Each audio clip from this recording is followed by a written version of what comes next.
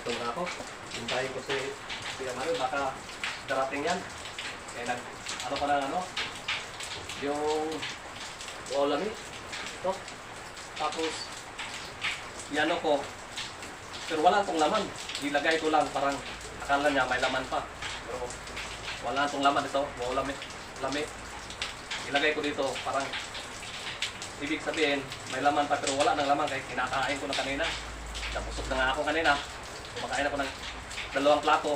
Dito ilagay ko.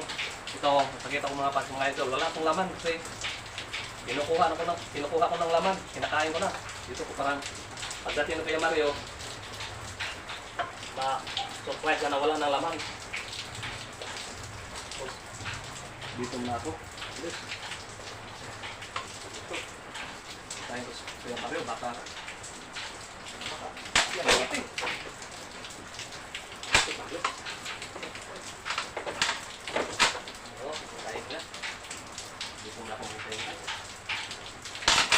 Tagal pa si Kuya Mario, baka hindi yan dumating. Iyan ko parang hindi malaman na walang laman. Ito, ang dami ng kanin namin. Ito, puno-puno. May kutsara na at may platito pa. Inanda ko na. Ang dating na rito walang laman pa. Ako'y matawa to.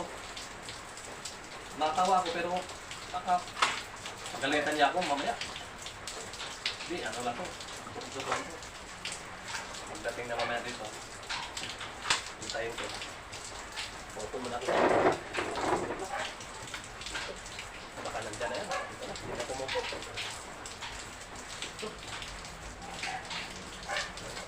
Nandyan na yan. Uy, Kuya Mario. Nandito yung yung hinanda ko na pagkain. Ito. Sige sir, napakain na yan. Ha? Sige sir, napakain na yan. Tapos na.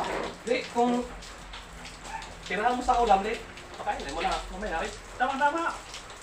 Oo, dami. May ulam, may pa kanin.